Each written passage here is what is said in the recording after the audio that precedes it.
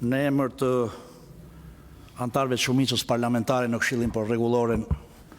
Mandatet dhe Imunitetin, dua të prezantoj sot raportin rekomandues tonin për shqyrtimin e kërkesës provurisë posaçme kundër korrupsionit dhe krimit organizuar,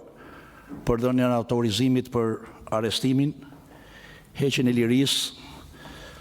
së deputetës Belinda Balluku, depozituar në Kuvendin e Shqipërisë me datën 16/12/2025. Qënë kryetërës,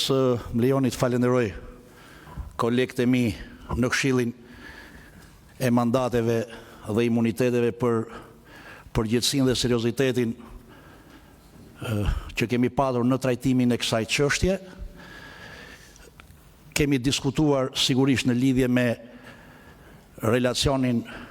dhe pretendimet e palëve në këtë Këshill dhe në përfundim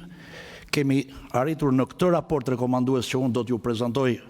sot në dakordësi të plot me njëri tjetrin. Nderuar kolegë, sot që po diskutojmë këtë raport rekomandues, ka ndodhur një realitet i ri, pra jemi përpara një realiteti të ri juridik dhe institucional. Deputetja Belinda Balluku nuk ushtron më funksione ekzekutive si antare e Këshillit Ministrave,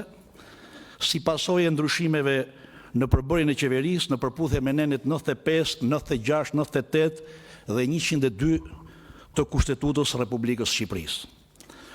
Për pasojë, masa e sigurimit personal e pezullimit nga detyra si antare e Këshillit Ministrave nuk prodhon më asnjë pasojë juridike reale, por në të njëjtën linjë arsyetimi, edhe narrativa mbi cilën provuria e posaçme ka ndërtuar kërkesën për aplikimin e masave më të rënda të sigurimit personal, si rreziku i prishjes provave, i aratisjes apo i kryesë një vepre tjetër penale, mbetet thellësisht hipotetike për sa kohë lidhet drejt për drejti me ushtrimin e funksioneve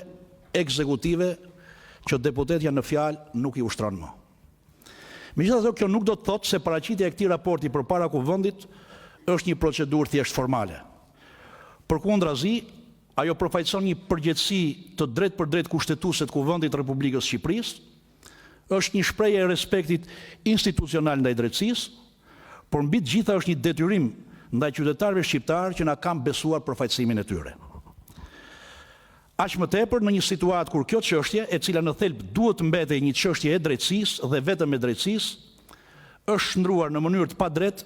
në një debat të mbingarkuar politikisht në sytë e opinionit publik.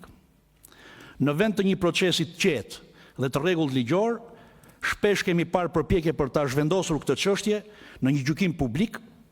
në një tribunal mediatik që bie ndesh me standardet e shtetit të drejtës dhe me parimin themelor të prezumimit të pafajësisë. Pikrisht për këtë arsye është e domosdoshme që ne, si shumicë parlamentare, të flasim qartë, të ndajmë politikën nga drejtësia, zhurmën nga faktet dhe gjykimin publik, nga procesi i rregullt ligjor. Të nderuar kolegë, kërkesa e provurisë posaçme kundër korrupsionit dhe krimit organizuar, në fakt, në rastin e deputetës Belinda Balluku, ndryshon nga kërkesat e tjera që kanë ardhur në Kuvendin e Shqipërisë për marrjen e autorizimit për arestim apo heqje lirie, kontroll banese apo kontroll personal, sepse nuk është një kërkesë për caktimin e një mase sigurimi për herë të parë. Nuk jemi në këtë rast. Kuvendit në këtë rast i kërkohet të zëvendësojë një masë sigurimi personal, efektet e cilës sot janë në fuqi ndaj deputetës Belinda Balluku, siç është ajo e ndalimit jashtë shtetit, të daljes jashtë shtetit, me një masë sigurimi më të rëndë, ato të arrestit për një vepër penale, për të cilën provuria e posaçme po heton që në gushtin e vitit 2024. Pra, jemi në kushtet kur kërkohet zëvendësimi i kësaj mase. Zëvendësimi i masës referuar parashikimeve ligjore të kodit procedurës penale, saktësisht në 260.3, mund të kërkohet në dy raste. kur janë rënduar nevojat e sigurimit, ose kur personi ndaj cilit është caktuar një masë sigurimi personal nuk ka respektuar masën e vendosur nga gjykata. Rasti i dytë, në rastin e kësaj kërkese përjashtohet deputetja Belinda Balluku, siç provohet nga relacioni i prokurorisë posaçme dhe arsyetimi, faktet dhe provat që ajo ka bashkangjitur këtij relacioni, provohet qartësisht se e ka respektuar në mënyrë korekte masën e sigurimit personal atë të daljes jashtë shtetit. Kështu që në vlerësimin tonë si këshill ngelet vetëm rëndimi i masave të sigurimit për ato shkaqe që ka listuar në kërkesën e saj prokuroria posaçme, që ka të bëjë me shtimin e episodeve të veprës penale, rrezikun e prishjes provave, rrezikun e ikjes apo rrezikun e kryesës së një vepre penale më të rëndë. Edhe vlerësimi i anëtarëve të Këshillit të Shumicës në këtë raport rekomandues u referohet pikërisht të tyre kërkesave. Por më lejoni që në kryetëherës të jemi qartë për opinionin publik se Kuvendi nuk ka kompetencë gjykoj fajësinë dhe as zëvendësoj gjykatën në këtë procedurë. Kuvendi ushtron një filtr kushtetues dhe në vlerësimin ton ky filtr nuk mund të jetë formal. Ai përbën një mekanizëm thelbësor për ruajtjen e balancës institucionale dhe respektimin e rolit që kushtetuta i ka dhënë pushtetit legjislativ në raport me pushtetet e tjera.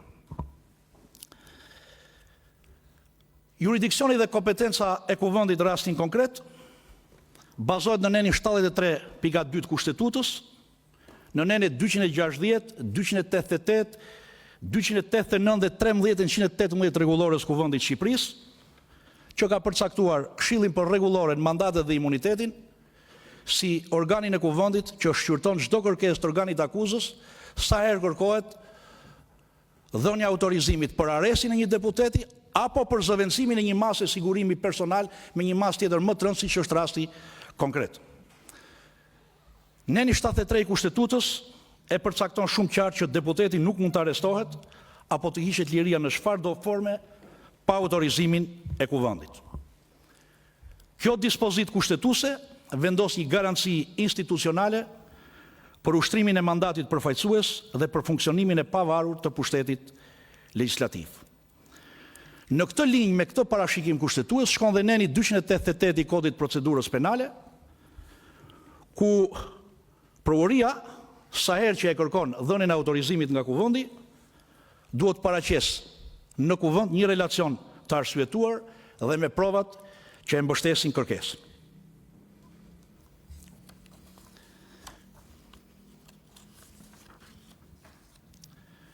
Duke u referuar këtij kuadri normativ,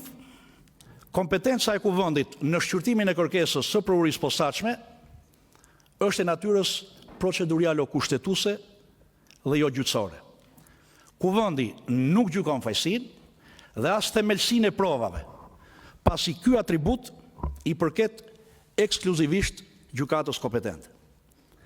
Kompetenca e Kuvendit në rastin konkret kufizohet në vlerësimin e kontrollit respektimit procedurës penale sa i takon ekzistencës së kushteve ligjore për dhënë autorizimin për zëvendësimin e masës sigurimit personal të ndalimit të daljes jashtë shtetit, me masën më të rëndë ato të arrestit në burg apo në shtëpi, heqje lirie në çfarëdo lloj forme, kontroll personal dhe të banesës së deputetes Belinda Balluku, të rendimit të nevojave të sigurimit, të ekzistencës të rrethanave të reja konkrete, të proporcionalitetit të ndërhyrjes në mandat dhe të domosdoshmërisë së arrestit si masë përjashtimore. 2. Nëse kërkesa është bërë në ndikime politike apo të natyrave të tjera të paligjshme, Kuvendi sigurisht nuk bën vlerësimin e provave, por vlerësimin e kushteve dhe rrethanave për të krijuar bindjen nëse janë rënduar nevojat e masës parë sigurimit. Dhe 4, nëse plotësohen apo jo kushtet, Kuvendi duhet bazohet në gjykimin e vet, duke u referuar relacionit të organit akuzës dhe provave që e mbështesin këtë relacion.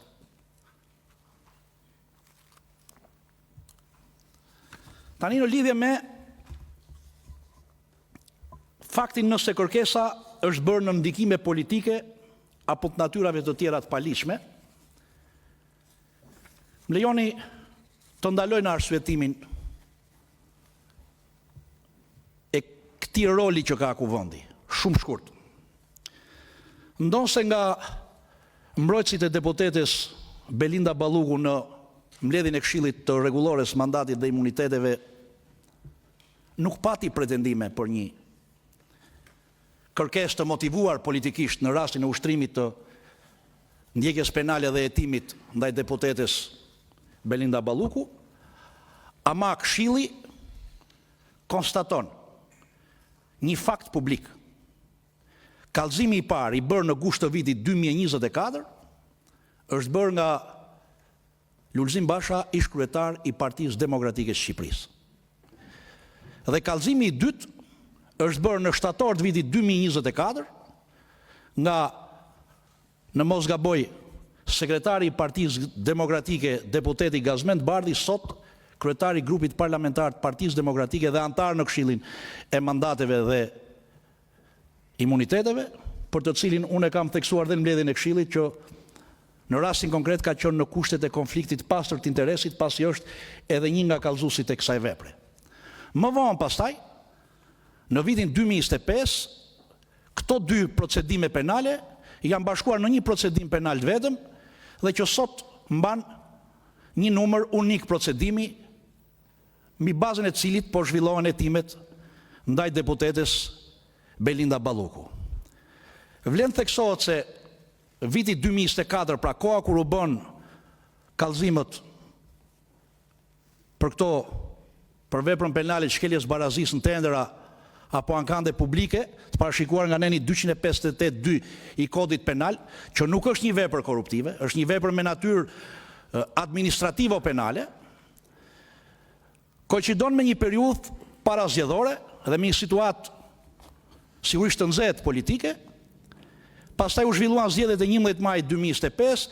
dhe fillma zgjedhjeve kemi përsëri një ashpërsim të gjuhës politike në këtë drejtim, çka e ka shoqëruar për gjatë gjithë kohës këtë proces. Por në analizën tonë dhe vlerësimin tonë ne nuk jemi ndalur në këtë pikë. Nuk jemi ndalur në këtë pikë sepse respektojmë plotësisht qëndrimin e mbrojtjes, por dhe të qëndrimin publik të deputetes Belinda Balluku, që e konsiderojnë të çështje drejtësie dhe vetëm drejtësie. Dhe është fakt që në Këshill janë shmangur këtij qëndrimi në raport me rolin dhe natyrën e shqyrtimit që bën kuvendi. Pra, ne në këtë pikë i qëndrojmë dhe respektojmë qëndrimin publik, por dhe të mbrojtjes së kolegës tonë Belinda Balluku. Përjedhoj në vlerësimin e kërkesës për urinë posaçme sa i takon zëvendësimit të masës së sigurimit personal të ndalimit të daljes jashtë shtetit me masën më të rëndë që parashikon kodi ato të arrestit në burg, ne jemi ndaluar në vlerësimin tonë vetëm sa i takon strikt nevojës rëndimit të nevojave të masës sigurimit dhe nëse përmbushen kushtet ligjore për zëvendësimin e kësaj mase, sa i takon rreziku të prishjes provave, rreziku të ikjes dhe rreziku të kryesë një vepre penale më të rëndë.